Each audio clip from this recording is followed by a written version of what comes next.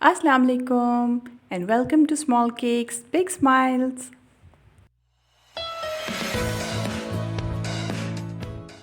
जैसा कि आपने हमारी लास्ट वीडियो में देखा था कि हमने एक 14 पाउंड्स का चॉकलेट शिप केक बनाया था और इसको हम लेके गए थे बेगम इनायत वेलफेयर ट्रस्ट के बच्चों के पास। इस बार बड़ी ईद पर हमें उन बच्चों का दोबारा ख्याल आया और हमने सोचा कि क्यों ना ईद उल अज़हा की खुशियाँ इन बच्चों के साथ बांटी जाएं।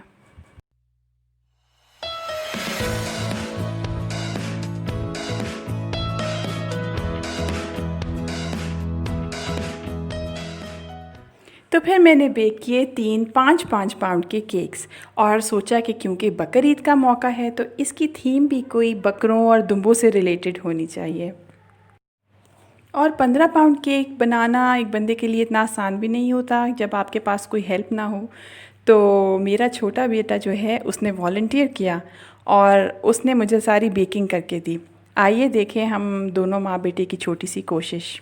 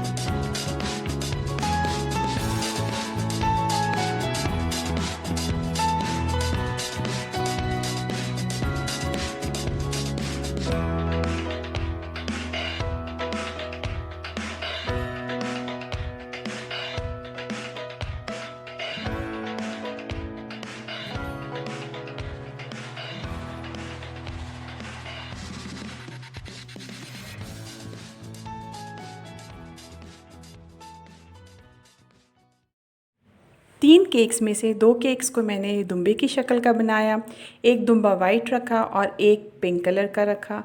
और इसके अलावा जो थर्ड केक था उसमें मैंने फॉन्डेंट इस्तेमाल की और उसको एक बकरे की शक्ल दी। कोरोना की वबा की वजह से इस बार हमने केक्स ले जाने से पहले ऑर्फनेज के हेड अकरम साहब से बात कर रखी थी कि हम चाहते हुए भी इस बार ऑर्फनेज के अंदर नहीं जा सकते और यही हमारे दरमियान तय पाया कि हम ऑर्फनेज के गेट पर ही उनको केक्स पकड़ा देंगे। On my way to the orphanage with the goodies. मगर जब हम केक्स और क्रिस्प के पैकेट लेकर ऑर्फनेज के गेट पे पहुँचे तो बच्चे तो सारे के सारे पहले ही हमारे इस्तकबाल के लिए बाहर खड़े थे।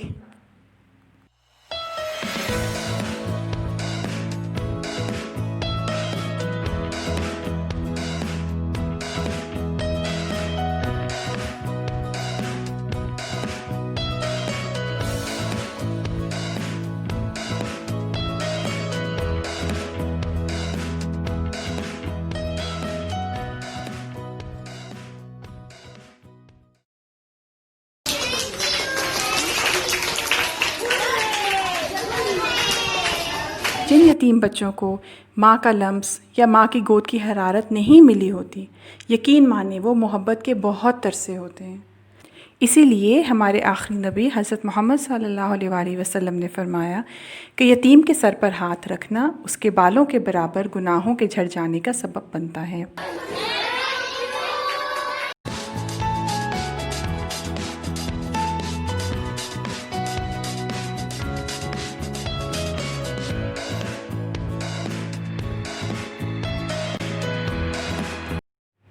बेगम इनायत वेलफेयर ट्रस्ट 65 यतीम लड़के और लड़कियों का घर है। इस ऑर्फनेज में इनकी रिहाइश, खाना पीना, तालीम व तरबियत, कुरानी तालीम, मैनर्स, हर चीज़ के बारे में बहुत अच्छे तरीके से ख्याल रखा जाता है।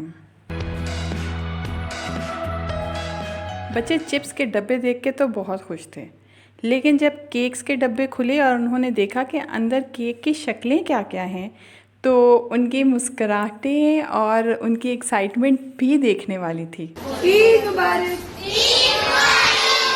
आइए मैं आपको दिखाती हूँ कि बच्चों ने केक्स कैसे काटे और बकर ईद के मौके पे बने हुए बकरा केक्स को काटते हुए गाया क्या।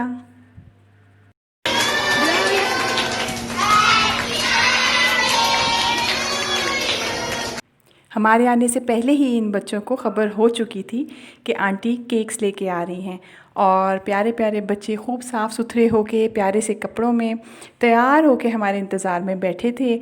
और जो बच्चा एक अदद सन ग्लासेस का मालिक था, उसने तो कमरे के अंदर वो सन ग्लासेस भी लगा रखी थी।